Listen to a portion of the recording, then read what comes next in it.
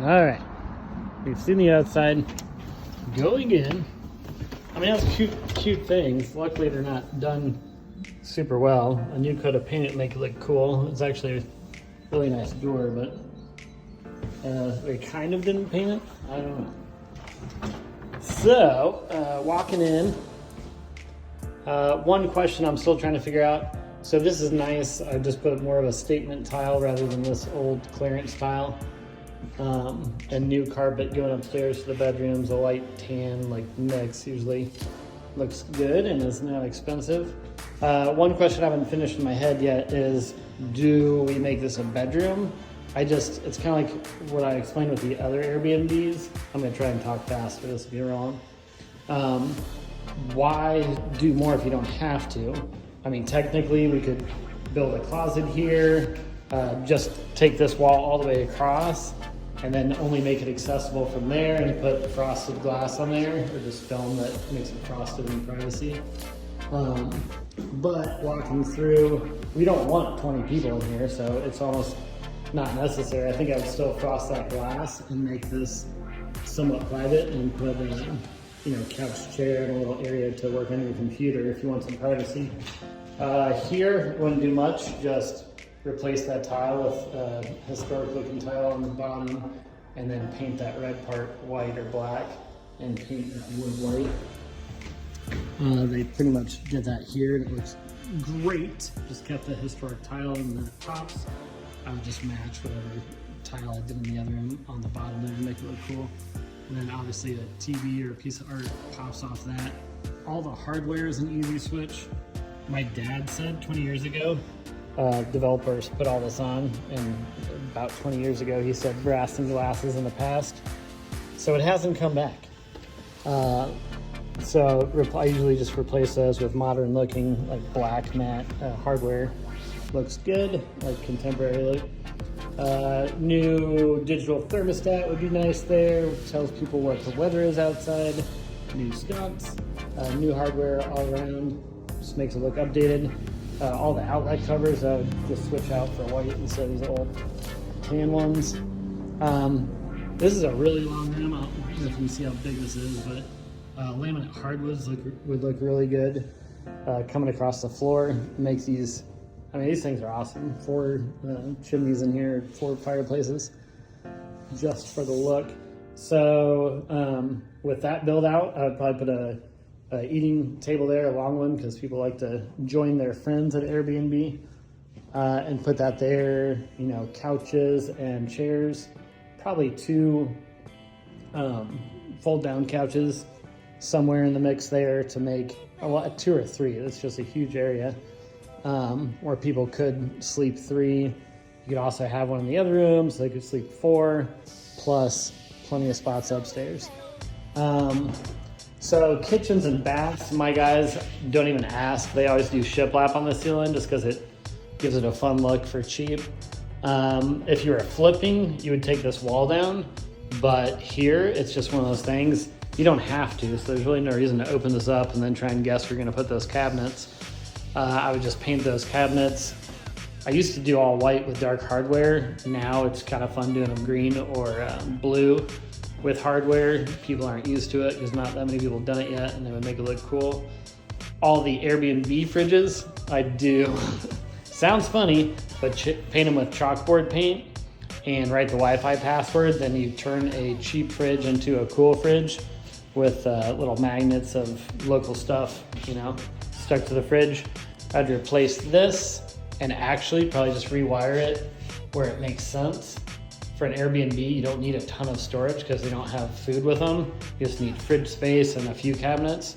So I'd probably just shove that over there and put some sort of IKEA island there, so you can probably throw some pots and pans and stuff under it. Everything else, a cheap fix for counters is butcher block from IKEA. A couple hundred, you can have new counters on there, and probably just match the hardware with a pull down black faucet on there. And here, a laundry, all the bathrooms, I always do beadboard for the lower half with trim, just kind of fancies it up for cheap. And putting laundry there would be really nice. extra storage for towels and stuff for him. This is kind of a nice Airbnb area. Here, I've quoted tiling all the bathrooms just because you can get it cheap from me. And so I did this whole scope of work for about 20,000, between 15 and 20.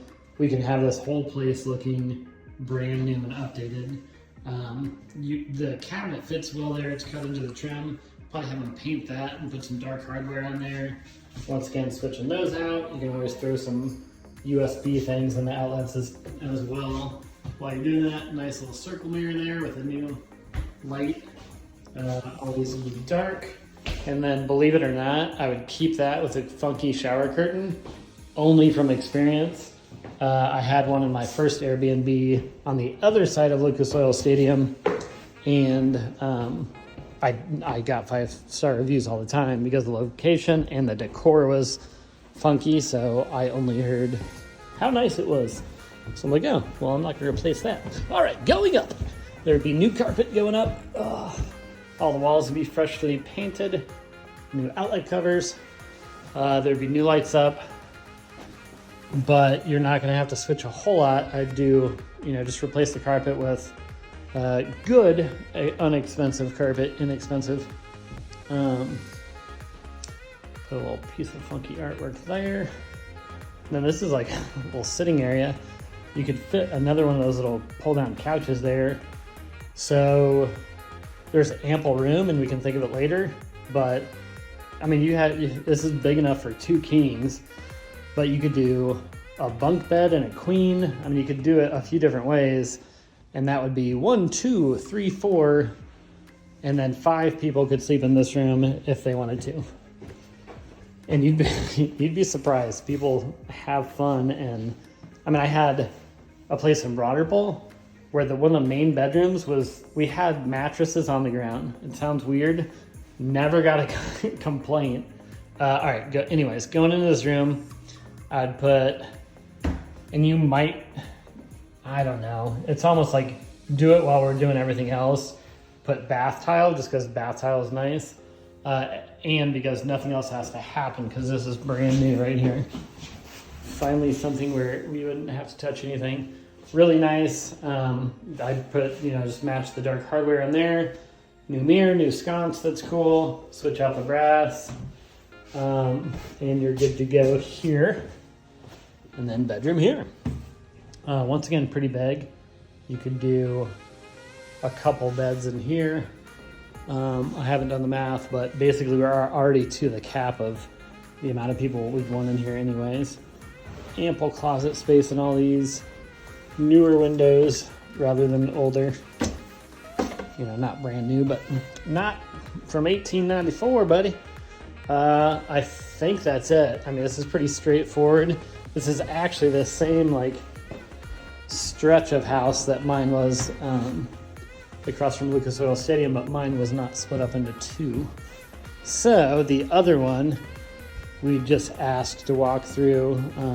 If we came to a conclusion on price, we'd ask to be able to walk through that, obviously, to check it out. But I think with that being an efficiency, it is what it is. All right, so we got a little patio area here.